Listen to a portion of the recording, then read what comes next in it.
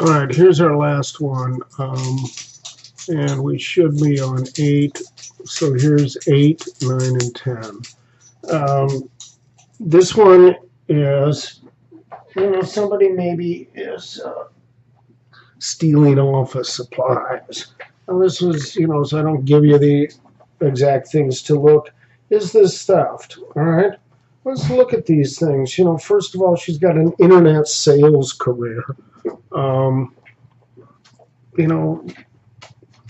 how much money can you make on eBay or, Craigslist or whatever selling office supplies when, I don't know, 50 to 70% of us have pretty open access to office supplies at our place of business.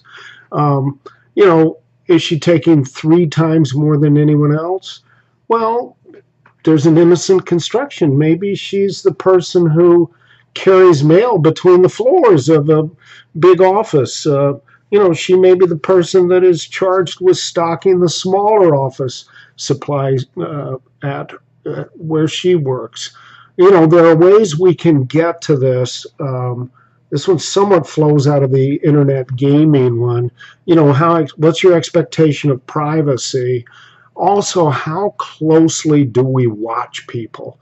Do we make it so that people feel really guilty if they took a legal pad home or that they take some markers home, blah, blah, blah, pens, notepads, yellow stickies. Certainly we don't want people stealing from us, but there are ways we could get around this. We can put a camera over the office supply deal that's motion activated. You come in and out, we're looking at what you're doing, you know it, we know it, we're able to track you, key swipe, authorization code to get in and out of the supply cabinet. Some places are going to watch it pretty carefully because it goes to the bottom line. Depending on size of place, let's think about it. But this one is, what do you do about employee theft? You could talk more broadly about padding an expense account, for instance. That tends to be where people sort of steal from us. So, is this one bad enough, or are you just being a busybody? What are the elements of theft? Again, look it up, research it, look at it. Is this really theft? Is this felonious theft? She'd have to steal, in most states, over $500 worth of goods. Not the same as passing a bad check. In most states, doing a $300 bad check or over is a felony. Now, why is that? So we can collect it. It gives that prosecutor the power to go, that's a felony. You can either do time or you can make good on the check. Here's another one that I think we can actually do pretty quickly. Fantasy Football League. Again, we might look at the internet gaming one that is up earlier.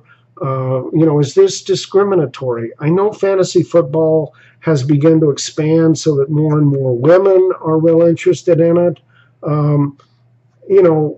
We could change Fantasy Football League to Tea Party, or, we could make this kind of more feminine gender, more potentially even non-heterosexual gender, if you will. We could modify this slightly so that it's different, okay? Notice that your Fantasy Football League in which you engage has a tremendous inducement to bring in new members. Well, we're using our workplace maybe to bring people in. If they're going to go create a team profile, I may be kind of, am I in a breach of duty of loyalty? Am I using office time to build my own fantasy football status here? This is probably telling one on myself, but this is one that, frankly, I modeled because a friend of mine seemed to be much more interested in whether Dustin Pedroia got a hit in the 8th inning than he did in conversing with his beautiful wife. He's on his phone checking all the time. These things can really get out of hand with individuals. We may decide, I really need to do well in my fantasy football league. Quarterly numbers be damned. Um, you know, and also have we, sometimes this is esprit de corps. I definitely knew, I wasn't uncomfortable with it, but I went to a um, physical rehabilitation center, and they were all about, hey, how'd your fantasy team do? How'd you do last week? They're sitting there sharing this stuff while working with people. I'm going to expect some chit chat, but it seemed mildly unprofessional to me. Are we going to, as a business, get a better rep for having a whole bunch of great fantasy football players, or are we going to have a better rep for, hey, they get the work done, they really fully understand their products, et cetera, et cetera. So this one may be pretty simple. You may be lucked out if you got this, but you know, those are some ideas on how you might approach this one. The last one's pretty long. It's probably the longest of all these hypotheticals, and it is talking about environmental law. Um, Pretty much, if you read this, if everything that's given here is true, this company's in daily violation of the environmental law. Now, some of you are going to go, well, that's okay. Bailey's kind of a Republican and they don't really like environmental law. Guess what, folks? The EPA, the Environmental Protection Act, was passed during the Nixon administration. He's a Republican and a pretty kind of moderate Republican.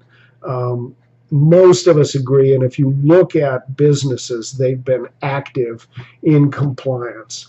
Sometimes the EPA overreaches. I'll grant you that.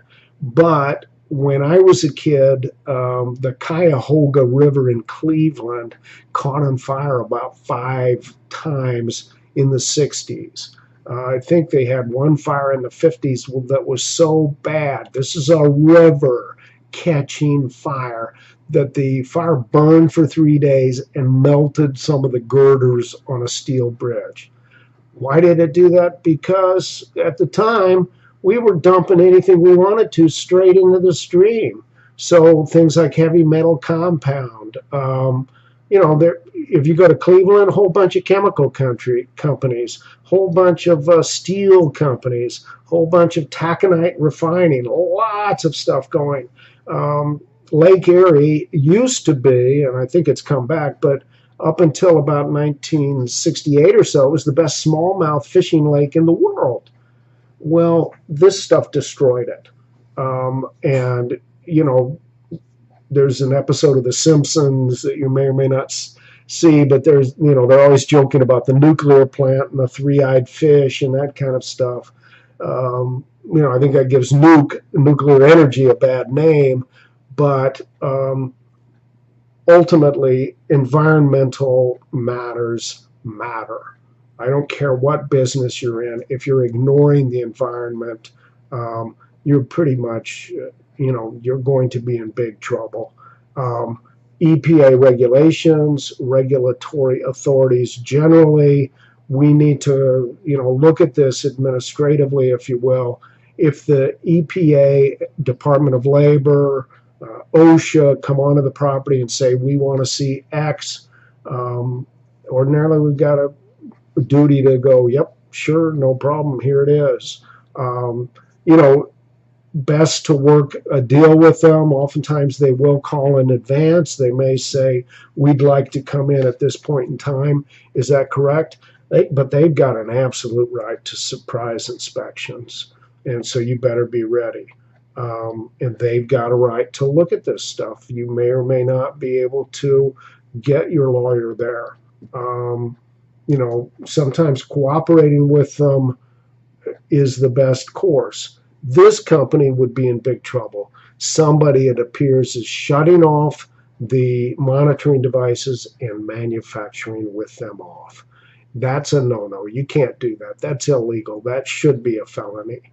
You know, we should have double check systems, if not triple check systems, in place at this factory where as soon as the monitoring systems are disabled, the line shuts down. There's no two ways around it. You cannot operate the plant if the monitoring systems are off.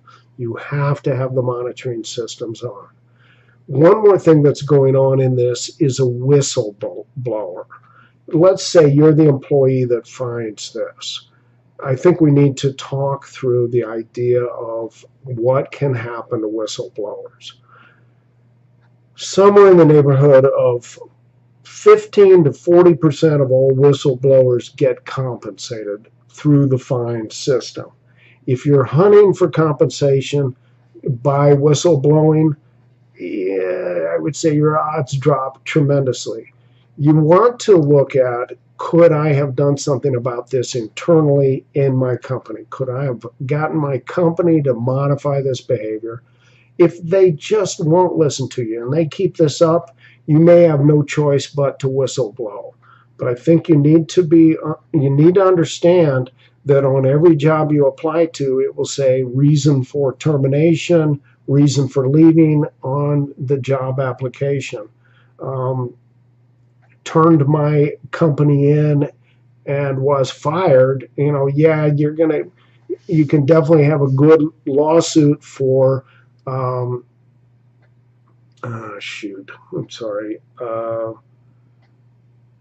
retaliatory discharge. And retaliatory discharge is things like, I filed a workers' compensation claim and they found a way to fire me. Ordinarily, the employers are pretty good. They're going to find a different reason to fire you, even though they may be firing you because you had the audacity to get hurt at work. But, firing this employee, if they turn this thing in, is a bad way to go. What the company ought to do is have an absolute reporting process. You've always got issues of how do we keep this anonymous? How do we get people to turn us in so that we can handle it internally?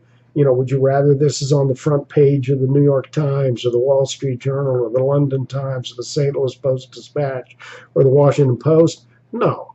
You would rather that this is a page 12 item, that we actually solved it in advance by having a system in place that let employees report this, that we fully investigate. We don't take whose name and number. We'd rather have people turning these in, and that way we run them all the way through on the investigation.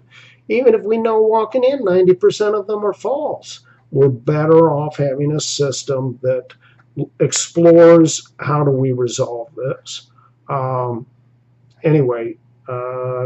hope that covers all of them. One last reminder, you will have 2 of these. You do them all in your discussion board posts, bit by bit, EIRAC, event, issues, rule, regulation, research, analysis, conclusion. So when you're doing analysis, consider more sides than just your vision of it. Look at somebody else's vision. What might the contrary testimony be? Show that you've thought this through, reach a logical conclusion, maybe even have 1 or 2 alternate solutions and how they would play out. That maybe belongs more in analysis, but then we leap to the conclusion, which may be a summing up. We're not looking for more than 3 total pages. Really, we're looking for about 1.5. So, can you give me the facts? Tell me the issues, go right to the research, do the analysis, write the conclusion, turn it in. Nice, polished, even-handed. You want to remain a true neutral in the analysis. That makes sense. All right, thanks much, and we'll get back to other stuff. Thanks, bye.